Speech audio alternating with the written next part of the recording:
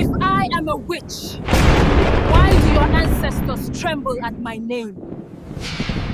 The night Amara was born, the sky did not behave like a normal sky.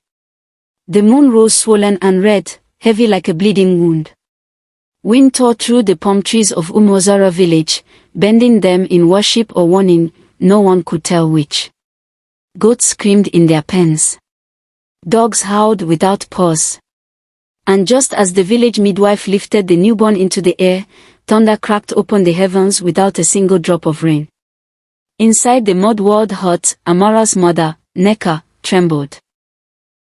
Not from labor, but from fear. The child did not cry immediately. She simply stared. Wide, unblinking eyes reflecting the red glow of the moon through the window. Then, from the hill beyond the village square, the sacred gong at the shrine began to beat on its own. No human hand touched it. By dawn, the entire village knew something unnatural had happened. Before the child could be named, the palace messengers arrived.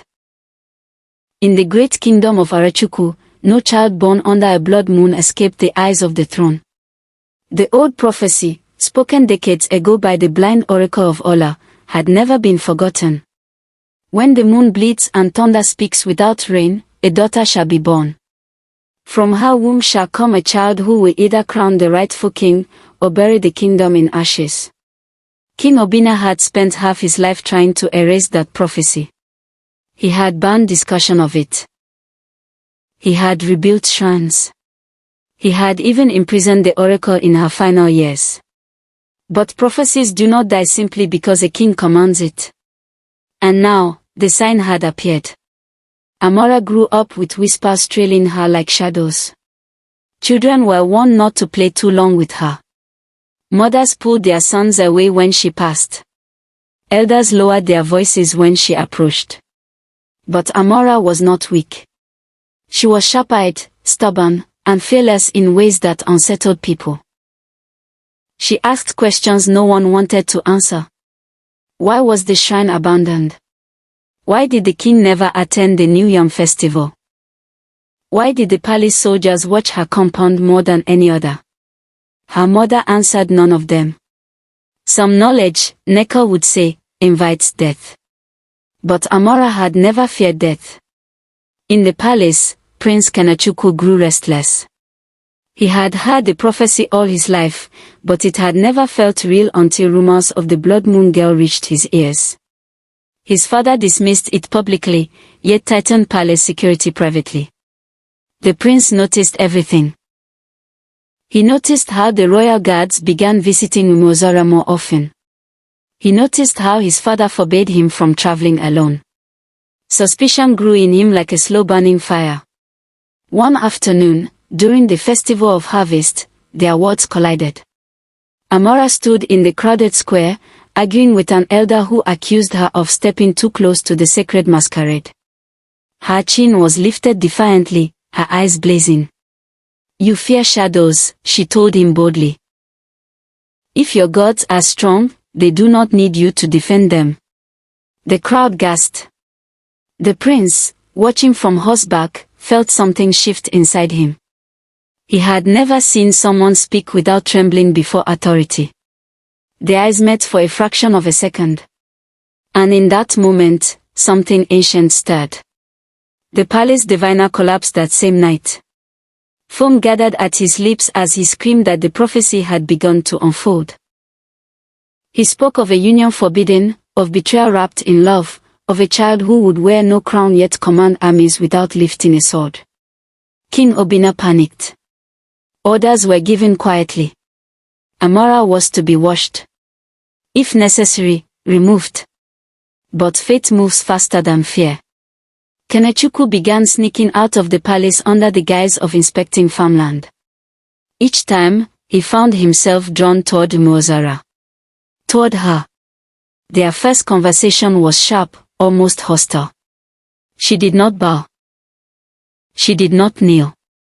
"Princes are still men," she told him. "And men bleed." Instead of anger, he laughed. And that was the beginning. Their meetings grew frequent. Dangerous. electric. What neither of them knew was that the twist buried within the prophecy had already taken root long before the blood moon. Years ago, before Amara's birth, Nneka had served in the palace as a handmaiden. She had witnessed something she was never meant to see, Queen Ifunanyo's secret childbirth. The queen's child had been stillborn. Or so the kingdom believed. But in truth, the child had cried once before the midwife panicked. The baby bore a crescent-shaped mark on her shoulder, the mark spoken of in the oracle's original prophecy, a detail the king had ordered erased from every record. The queen, terrified of fulfilling the prophecy that her womb would produce the kingdom's undoing, had ordered the child taken away. Nneka had taken the baby. That baby was Amara. She was not a villager's daughter. She was the king's blood. The rightful firstborn. And the prophecy was never about destroying the kingdom. It was about restoring it. King Obinna had murdered his own queen years later, claiming illness, after paranoia consumed him. He had ruled through fear, silencing dissent, rewriting history, erasing rivals. The prophecy had always threatened him, not the kingdom. When Amara and Kenechukwu fell in love, it was not forbidden romance that endangered the throne. It was truth. The diviner discovered it first. Amara was royal blood. And if she bore a child with the prince, that child would unite both lines, the discarded firstborn and the acknowledged heir. A ruler impossible to dispute. The king's nightmare. Assassins were sent. But Amara was no fragile maiden waiting for fate to swallow her. She fought back when soldiers cornered her near the old shrine. She escaped into the forest, aided by a palace guard who had once loved the queen and knew the truth of her exile. Kenechukwu defied his father openly for the first time. And that was when King Obinna made his final mistake. He announced publicly that the Blood Moon girl was a witch who had bewitched the prince. He ordered her execution at dawn. The village erupted in divided loyalty. Some believed the king. Others remembered the strange night of her birth. At the execution ground, bound but unbroken, Amara did not beg. She asked only one question. If I am a witch, why do your ancestors tremble at my name? Before the blade could fall, thunder roared again. Without rain. The sacred gong beat from the abandoned shrine. And the oldest elder in the kingdom stepped forward. He revealed the mark on her shoulder to the crowd. The crescent. The forgotten detail. Gasps spread like wildfire. The guard confessed. The midwife, now dying, confirmed it. King Obinna's face drained of power. The prophecy was never about ruin. It was about exposure. In his desperation, he lunged for a spear, aiming not at Amara, but at his own son. Kenechukwu moved faster. The spear meant for the prince struck the king instead during the struggle. Silence swallowed the kingdom. King Obinna fell not by prophecy, but by his own fear. Months later, Amara stood not as queen, but as something more unsettling to tradition, a truth the kingdom could no longer deny. She refused the crown. Instead, she demanded a council. Shared rule. Transparency. Reform. And when her child was born beneath a calm, silver moon, there was no thunder. No blood. No screaming animals. Only peace.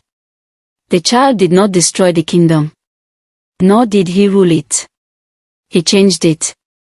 And that was far more dangerous. The prophecy had been fulfilled, not through fire or ashes, but through truth.